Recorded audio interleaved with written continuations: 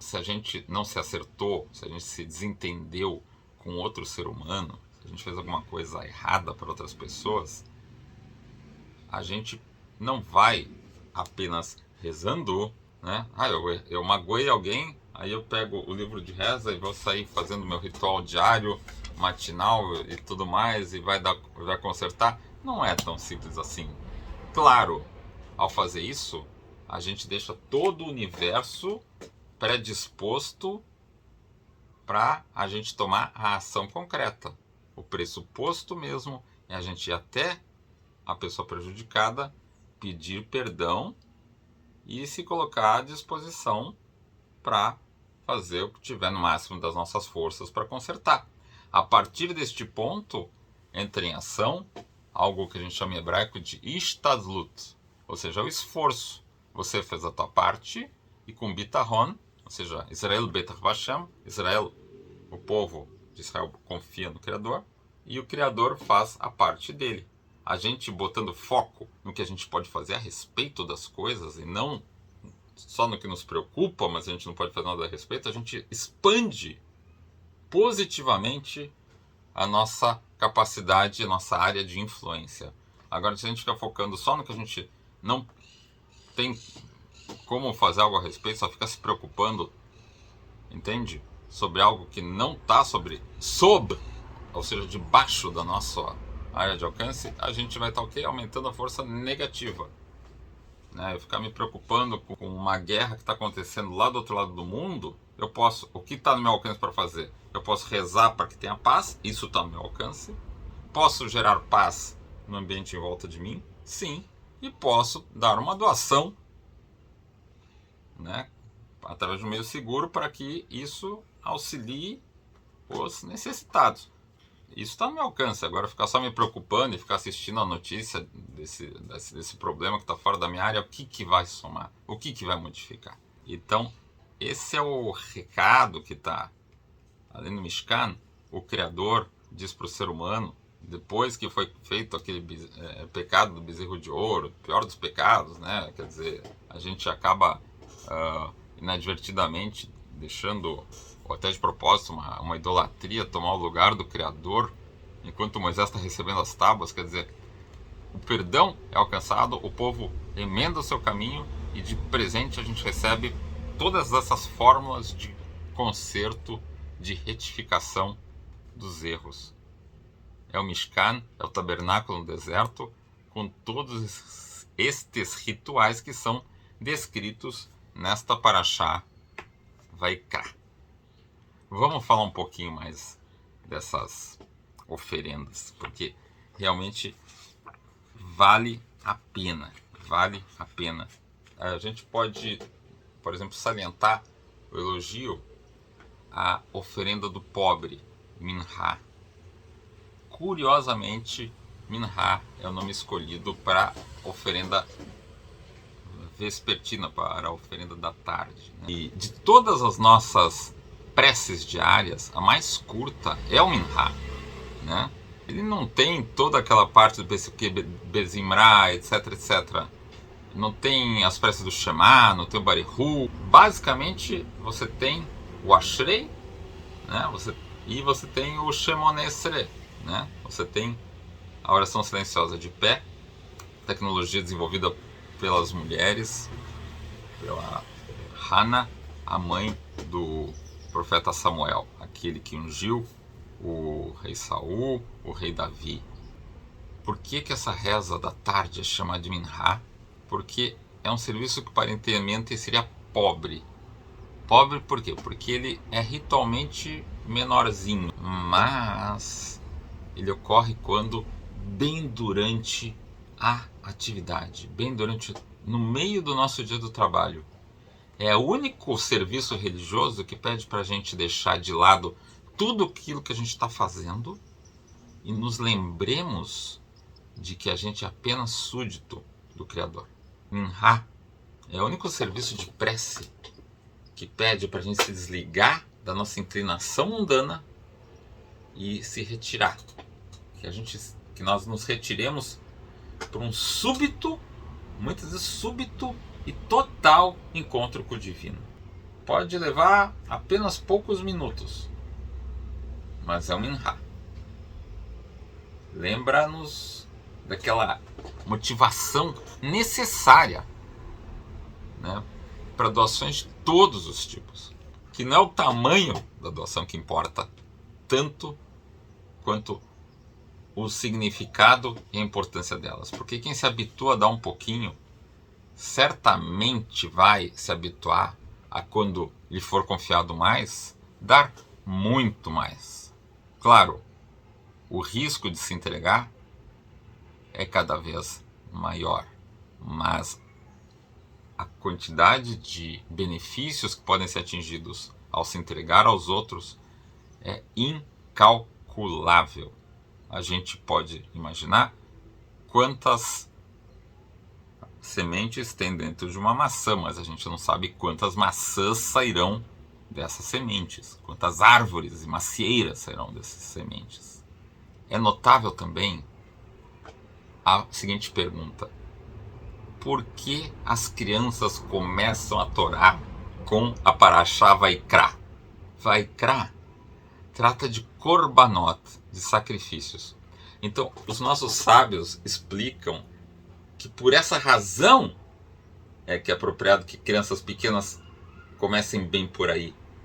Porque quando uma pessoa judia, em especial, estuda as leis de korbanot, das oferendas, Deus considera como realmente ela tivesse oferecido um korban, como a gente já falou. Porque a pessoa queria estar oferecendo, ela só não está oferecendo porque a gente não tem o templo reconstruído, a gente não tem Mishkan, mas a pessoa queria estar fazendo isso agora. Mas a maioria de nós, adultos, já está meio amarelada, digamos, né? Mas as crianças pequenas vieram agora. Elas estão puras. Elas estão livres de pecados. Porque elas... O que é um erro de uma criança pequena? Pecado não é. Ela nem sabe o que está fazendo. Então, quando a criança pequena aprende sobre os korbanot, Deus considera como realmente trazido por elas essa oferenda para o altar. Porque quando uma criança diz, meu Deus, ela está falando com Deus. Já que o melhor tipo de korban, o melhor tipo de karov, o melhor tipo de aproximação que a gente pode conceber é aquele de uma pessoa justa, uma pessoa que não tem pecados, quem melhor do que uma criança para oferecer? E é por isso que a gente começa a educação das crianças por essa parashá, pelo Vaikra. Hashem está chamando. Ayeka, cadê você? Onde está tua criança? Até quando adiar esse encontro com o teu próprio melhor destino? A gente vê também uma coisa muito bonita no começo desse trecho da Torá, que Vaikra é escrito com um Aleph pequenininho. Pequenininho. E por que acontece isso? Moshe Rabbeinu não queria que aparecesse que Deus está chamando. Que ele é tão importante para ser chamado pelo Criador. E o Criador fala, você é tão humilde, Moshe. Quando eu te chamo, eu estou chamando todo mundo. Estou chamando cada um das pessoas do povo, porque dentro da alma de cada uma das pessoas do povo está um pedacinho da cabeça, está um pedacinho do líder. Você é a cabeça, você é Moshe. Então, eu vou te fazer o seguinte, você queria que ficasse escrito apenas Vaiker, né? Vaiker significa que assim, é como se fosse chamado assim por acaso o nome de ti, né, Moshe? Não. Vai ficar Vaikra, ou seja, Hashem está chamando Moshe.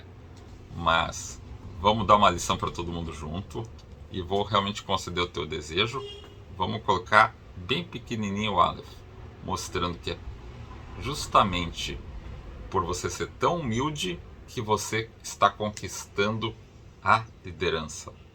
Ou seja, Moshe Rabbeinu, consciente que era o maior profeta de todos os tempos, consciente de ser portador de tal grau de nevoá, de profecia, de santidade, Moshe capaz de falar o Criador como quem fala, um amigo, né, direto, acordado, o maior profeta de todos os tempos, está num grau tão elevado de confiança do Criador porque é anav, humilde, anulado, pequeno.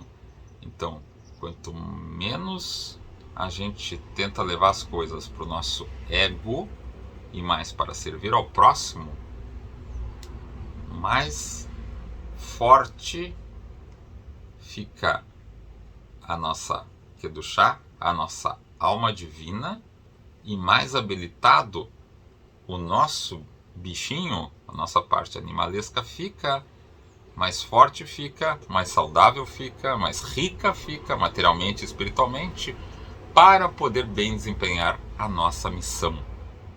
Isso tudo num alefzinho pequeno que tem logo no começo deste livro da Torá. Moshe Rabbeinu dizia assim: se esse talento que foi dado para mim tivesse sido dado para qualquer outra pessoa, teria feito melhor do que eu. Ou seja, ele sabia quão grande ele era, mas ele sabia ao mesmo tempo que se tivesse sido confiado para qualquer outro, esse tamanho de talentos talvez tivesse sido melhor do que ele, na visão dele. Mas Hashem sabia que era justamente por causa dessa humildade dele que ele era Moshe. A gente vê também que o Mishkan, né, o tabernáculo, ele está refletindo, portanto, todo esse trabalho de oferenda, de aproximação, que vem desde Adão e Eva, né? Ou seja, a gente vê que o primeiro Korban, a primeira oferenda que foi feita na história já foi feita pelo Adam, o primeiro ser humano, né? Que, para se acertar com o Criador, construiu um misbeach, um altar, e ofereceu um boi sobre ele para ficar bem com o Criador. Já a seguir, na geração seguinte, Caim e Abel, ambos oferecem oferendas ao Criador, e a gente vê que Abel acerta ao oferecer o melhor que tinha. Caim erra ao dar só o resto. E daí a gente aprende que a gente precisa dar sempre o melhor. Puxa, mas eu vou dar o melhor que eu tenho, o melhor animal.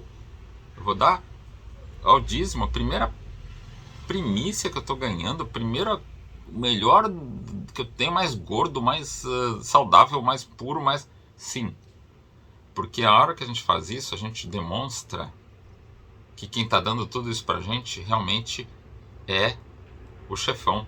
E a gente pega e confia completamente nele.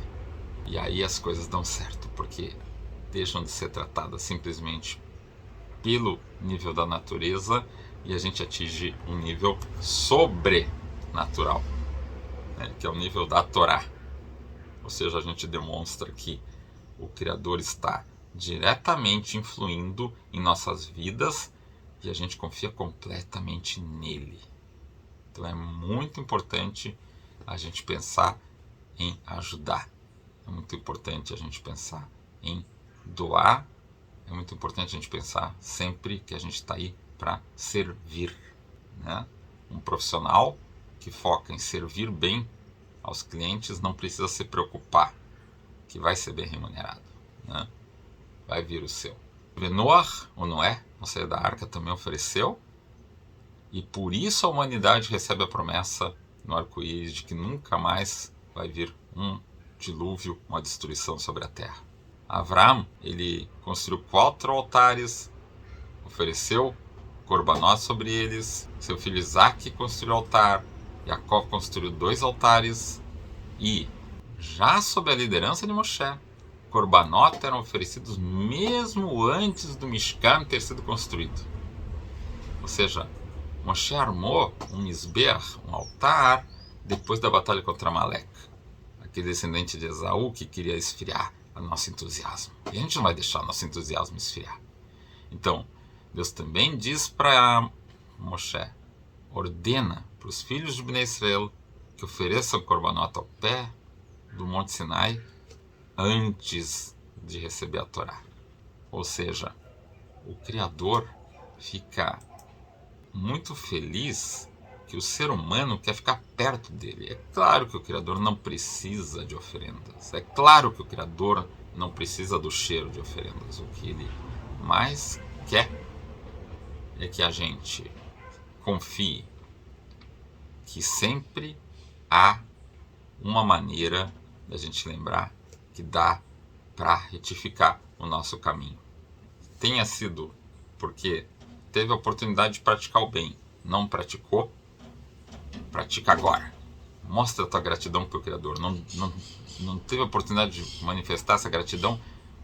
Faz já, quanto antes. Ah, errei sem querer. Tá bom, tem um jeito de consertar. Tem uma receita aqui na Torá. Ah, errei de propósito. Foi um bobão. Não tem problema. Reconheça. E a partir do momento que você reconhece, você voltou para a estrada. E vai recuperar muito melhor, muito mais forte, muito mais maduro, pronto para as novas oportunidades, um recipiente de harmonia para as maravilhosas bênçãos que se aproximarão. Gente, esse é só o começo deste maravilhoso livro de Vaikra.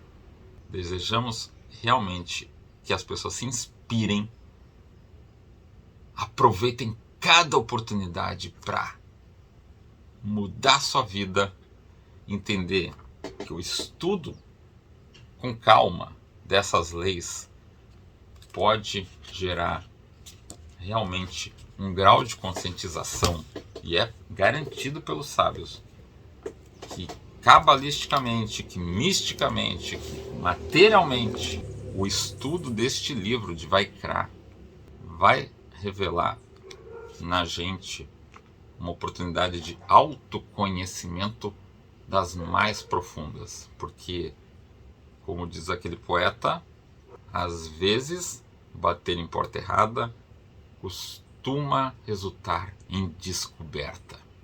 A gente acaba iluminando aspectos da nossa personalidade que a gente nem desconfiava. Às vezes é no lapso, é no erro, é no mal feito. E quando a gente se dá conta que é esse o nome verdadeiro de tais atos que, pela escala de valores da sociedade, da Torá, da Bíblia, tal, são condenáveis, e a gente porventura os tenha feito, reconhecendo isso perante as demais pessoas, reconhecendo isso perante si mesmo, pedindo ajuda ao Criador para voltar ao bom caminho, pode confiar. O Criador vai desde já, e já está desde já te recebendo como um pai feliz, com o abraço de uma mãe, com o carinho que só uma família, que só fazer parte de um povo, só fazer parte, pertencer a alguém, não é isso? E esse alguém não é nada, não é alguém maior do que o Criador. É uma felicidade tão grande a gente saber que a nossa vida tem sentido, tem propósito, mesmo que a gente ainda não tenha aprendido sequer fazer a pergunta. Por isso é tão bem-vinda a criança quando ela chega e inicia seus estudos de Torá, seu primeiro Aleph, seu primeiro Bet, alfabeto hebraico, e o seu moré carinhoso lhe dá um pouco de mel para a gente ver quão doce é a gente se iniciar e perseverar nos maravilhosos, ricos, saudáveis e abençoados caminhos da Torá. Queridos, se você não está ainda inscrito no nosso canal, inscreva-se. Tem algum amigo, amiga, pessoa legal aí que você quer recomendar os nossos vídeos? É para já. Essa é a oportunidade. Vai ser um prazer te receber aqui no nosso projeto. A gente tem encontros privados, a gente tem aulas fechadas aí pelo Zoom. A gente tenta também ajudar as pessoas aí. Quem quiser pode entrar em contato, né, pelos canais aí de inscritos, aí pelo e-mail. Estamos à sua disposição para cada vez melhor servir, tá? A gente agradece demais a todos que estão nos apoiando. O seu like faz uma enorme diferença. Você ser sócio do nosso canal, você colocar um Pix aí também faz a gente ter cada vez mais condições de melhor te servir. A gente deseja desde já que você tenha cada vez mais oportunidades bem aproveitadas, que você saiba fazer o seu melhor em cada uma delas a cada momento e dessa maneira desfrute uma delícia de Shabat com todos os teus queridos. E até o próximo vídeo.